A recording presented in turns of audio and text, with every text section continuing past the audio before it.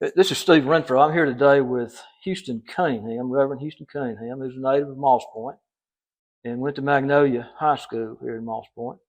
And Houston, we're glad to have you today here and to capture some of what you know about growing up in Moss Point and playing sports, and particularly Magnolia.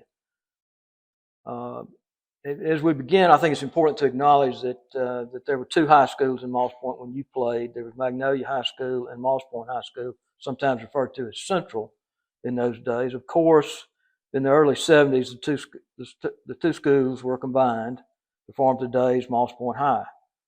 Magnolia and Central each has a rich history of athletics, and the Moss Point High School Hall of Fame, Moss Point High School Sports Hall of Fame, will be working hard to capture the oral history of both schools as well as that of the combined school. Today we'll be talking mostly about Magnolia School. So thanks again, Houston. I'd like to start off by asking you about the earliest days of growing up. And I thought we'd start with the Sandlot years. Your earliest memories of your friends and the games that you played in the neighborhood growing up in Moss Point. Okay. Can you tell us about that? We moved here from Monroeville, Alabama in 1959, and I attended Magnolia Elementary, which was across the street from the high school at that particular time. We lived in what is presently and then called Jackson Park, which was primarily the area out in the east side of Moss Point. Basically, growing up with basketball, I think that I may have had the first goal in the yard with the passion and the idea. And believe you me, that it was a bicycle rim with a croquet net. That's just how far my basketball adventures go back. There was a lot next to our house that was owned by Mr. P.M. Dubose, and he allowed us to play. Matter of fact, it was pretty much what we call our Coliseum. I mean, we used it for basketball, we used it for pole vaulting and all those particulars. And pretty much I was always the person who spearheaded whatever the activity was pretty much with that. Really didn't get started to actively participate in basketball until I was in the 8th grade. Pretty much in those particular days, you had Eartha McMillan, you had the Colley brothers, you had Reuben Betts and the Goldsmiths and things like that was pretty much in my particular neighborhood. But I went out for basketball when I was in the 8th grade. Mr. Grover Lett was the coach at that particular time. And for my 8th grade and 9th grade years, I was what I call a second man. That didn't mean that I was the second man that went in the game or the second substitute. What that meant was if I got a chance to get in the game, wasn't but about a second or two left on the clock when or if I got in the game. Well, between my 9th grade and 10th grade year, Arthur Haynes, who eventually became well known as Coach Haynes or whatever, took an interest in me. And what he did first was he changed my shot and how I shot the basketball. I used to sling it off my shoulder rather than putting it up and releasing it from the wrist.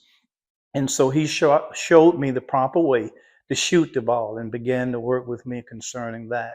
Well, then I spent the whole summer pretty much between my 9th grade year and 10th grade year at what we call back in those days the Teens Inn. The blacks only had a place over on Bayou Street next to Leela's, little old place that Mr. and Mrs. Ward oversaw, and almost about the size of this little room is in here. And the basketball court was outdoors. And so every day, every night or whatever, we went over to play and practice. Well, there was a guy that was playing varsity ball at that particular time named Wilbert Norwood, and he was pretty well known on the team. And he saw the potential that I had to play varsity basketball. So he kind of took me under his wing as a big brother and as a mentor. All of my brothers were grown in a way, so I didn't really have that brother protector, more or less, to take care of me from the big boys. And so he took on that role. So he wouldn't let the big boys jump on me or beat me up or whatever. And I can remember him saying many a time, this guy's going to be our star next year. This guy's going to be our star next year. And so every night we're at the team's end and I'm working on my shot. So my 10th grade year comes around and I go from a second man on the junior varsity to a starter on the varsity ball club. Averaged 21 points a ball game, rookie of the year in the conference and at the school, made all conference, and led the team in scoring as a sophomore. So you did that all your sophomore year? That was my sophomore year. That was, I guess, my introduction to stardom for the next 2 years or whatever at Magnolia. So the juniors and seniors who were on the team and had played previous years must have accepted you straight away. Well, yes, because of Will Norwood. Yeah. He made sure of the fact that they accepted me. And then again, with my contribution to the ball club, automatically then everybody then began to accept me, and pretty much everything led from there. Well, we come back my junior year, I'm elected the captain of the ball club. Led the team in scoring again with a 19-point average. Made all conference that year as well. So what conference was Magnolia in? Magnolia was in what was called the Gulf Coast Conference, which pretty much took from Picayune back to Moss Point. No, Laura was not in our conference. So pretty much from Moss Point to Picayune. So if you won that conference, did y'all play teams farther to the north? Didn't go any farther than the Gulf Coast Conference. I see. Yeah. So that was if you won the Gulf Coast Conference, you were considered champ, and that no state competition or anything like that back in my day. So the 3 years you played high school, did y'all win the Gulf Coast Conference? We only won the Gulf Coast Championship my senior year. Nichols High out of Biloxi was the dominant team up until our senior year. Matter of fact, you had an opportunity to see him play and know him. They had a guy named Bobby Hope. Oh, yeah. And as long as Bobby Hope played at Nichols High, nobody beat Nichols High. I can remember probably in his 3 years or so of varsity basketball, they may have lost one ball game. Yeah. Carver and Pascagoula used to have a big Valentine's tournament every year. And they would go all over the state of Mississippi and even over into Alabama, the Mobile area, trying to find a team that could beat Biloxi. Huh. These guys knew just what kind of team that they had, okay? They would come into the gym on a Saturday morning. Our tournaments was a one-day tournament, last from 9 in the morning until. They come in the morning, they go get the first place trophy and take it to their bench. And every so some people might call that presumptuous. they were kind of like Muhammad Ali. They were able to bag it up every year until Bobby Hope graduated. Right. And then we stepped up. We always pretty much finished third behind Nichols High and North Gulfport. Well, when Bobby Hope graduated or whatever, my teammates, Cleveland Hill, Eartha McMillan, Goldsmith, and some of the other guys, then we became pretty much the dominant force in our senior year. And then we were able to win the championship. There again, I was the captain of the ball club, led the team in scoring, all conference, and all those kind of particulars. Yeah, so you mentioned me seeing Bobby Hope. So you and I both grew up in Moss Point, Yes. but in separate communities. Yes. Back in the day, right? Right. And I didn't meet you till we got to Perk. Got the Perk. And exactly. Remember that well. And the ball team you played on included Hope, as you said. Yes. Was he 6'5"? 6'5", about 225. I don't think I've ever seen anybody jump like that. No, I think he might have been able to touch the top of the backboard. Exactly. Easily. Easily. Yeah. And I don't think he ever realized it was always the demand that was put on him is how high he would jump. Right. Yeah. Right. Yeah. dominant force along the coast. And he left Biloxi and went over to Ironton. And then when he left there, he come back to Perk for a year. And then I was a freshman when he was a sophomore. We went undefeated that year at Perk. We only lost the first game in the regionals on our way to the national tournament. We came back my sophomore year. I was elected captain, the first black captain there at Perkiston and everything and all. Led the team with 24.7 points, made all state, the whole 9 yards. And then I was a part of the only 2 teams that went back to back in the history of, Mississippi Gulf Coast or Perkiston College to win both the South State and the state back to back. So what year did you graduate from Magnolia? Graduated from Magnolia in 68. 68. So was that the second to the last year, Magnet? Pretty close. I think it was pretty close to the, yeah. So circling back to your younger days, did you play any other? I know you're a basketball star. Did you play any other sports growing up? Only played basketball because of my mother. Back in those days, there was a guy whose name was Leroy Fantroy. Everybody called him Mean Boy. And Mean Boy had gotten paralyzed in his football years in high school. And mother always used that to keep me from playing football or whatever. I wanted to, everybody wanted me to, that kind of thing like that. But when mother said no, I mean, that was no as far as I'm concerned. So outside of that, didn't really get into baseball. We really didn't have a lot of baseball back in those days. Herman Thompson pretty much had the baseball league and everything back in those days, but just saw where my passion was and just stuck with the basketball. Right. So what's your recollection of the football team? You must have gone to games and seen Magnolia play. What was that like? Well, again, my early years, I'll just maybe go back to the same sophomore, junior years and everything. Picayune dominated the Gulf Coast Conference, and pretty much Carver and Pascagoula always came in second. There again, we were pretty much third, even in football, until again our senior year. Our senior year, we were undefeated and won the Gulf Coast Championship in, it'd be the 67, 68 football season or whatever. Right. Only undefeated football team in the history of Magnolia. Wow. Yeah. So who were the stars of that team? You had Evans Bell was the quarterback, Theodore Sims running back, Kenneth Washington, one of the wide receivers, Ephraim Lee, wide receiver. They had a Charles Cunningham that was called Truck, and he was a truck. I mean, it took 4, 5, 6 men sometime to bring him down, type thing like that.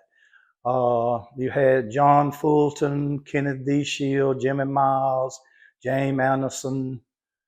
Who am I forgetting so they don't get on me?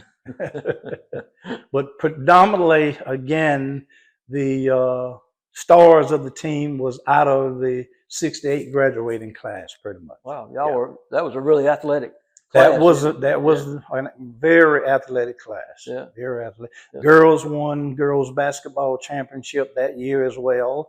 And I think maybe the track team may have won. So who were on the girl? You remember the names of the players? Girls, you had Ruby Marion, Blackwell now. You had Pearline Wiggum. You had Shirley Heatherton, Mary Biggs, Lois Jean, McCory, Cecile Washington, Estelle Stallworth. Did they play the game where it was 2 half court? Was that, or were all the players? Seemed like in our latter years you could go full court. Yeah, okay. Yeah. Rather than the roving guard, like in the old girls' games or whatever, you could play full court. The girls could play full court. Yeah. Wow. Well, y'all were quite athletic. Quite athletic. Cleveland Hill went to Nichols State, and me and Eartha McMillan went to Perk off of the basketball team. Jimmy Miles, James Anderson, can't remember who else, went to Jackson State off the football team. Evans Bell went to Perk as well. John Fulton, I think, went to Kentucky State off of the football team, and I can't remember. Most of the other guys probably ended up at Perk. So I see you've worn your Magnolia shirt and your cap today. Talk for a minute, if you will, about just the pride you have in Magnolia and attending that school. I guess my attending Magnolia and the pride that I have would be almost like Andy Griffin in the town that they lived in, Mayberry. You knew everybody. Everybody was family. You had the support of the community. You had the support of your family and friends. You had the support of your educators, your principals, your teachers. And a lot of times I tell people that I were more attended to get my lesson in certain classrooms because I saw my teacher last night hollering for me. And whereas I see that that's kind of been lost today, the children today can't look up in the bleachers and see their teachers, principals, and stuff like that. But in our day or whatever, all of those came to support us. Very close-knit type thing like that. Always, even in the community, there were just certain things in my day that you as an athlete just didn't do. I mean, you are an athlete, you just don't do certain things, smoking, drinking, or whatever. Those things were just out simply because you were an athlete, and especially if you were a star, you carried an image that was reflective of who you were, the school that you attended, their values, morals, and things like that. And so even with that, I carry a lot of that even today from those days and things, as far as making sure that nothing I do will ever bring any shame or whatever to Magnolia. Wow. Thanks for sharing that. So you said you went to Perk. What was the recruitment like? How did you end up at Perk? Basically, Coach Weathers showed up at my house and told me to sign and sign some papers, more or less. One of the things that I've dealt with, one of the questions that I've always had and really still do not have an answer for today. When I came out of high school, being a star in the Gulf Coast Conference, one of the top scorers, whatever, I was not offered a scholarship by any of the black colleges or universities, and I never understood that. Even when I went to Perk, I came out of Perk averaging 24, right at 25 points a ball game or whatever, all state or whatever the case may be. Well, I kind of know why, and if they did, I didn't know anything about it, that I still was not offered anything from the black universities. But when I came out of Perk, Coach Weathers played at University of Southern Mississippi, and he was bent on me going to the University of Southern Mississippi. Matter of fact, that was the only trip that he let me take. Come to find out, I had offers from Columbia University in New York, Henderson State, LSU, NO at that particular time, and several others. But the only place that he let me go was up to Hattiesburg. And at that time, Wendell Ladner was the star and everything. So Wendell took me, put me under his arm, and pretty much convinced me, Southern Mississippi is where you need to be. Kind of thing like that. Right. But that's where he had played and coached or whatever. And so it was like nobody else is going to get him. I'm going to make sure that he goes to University of Southern Mississippi. And so that's how I ended up in Hattiesburg. That's a great story.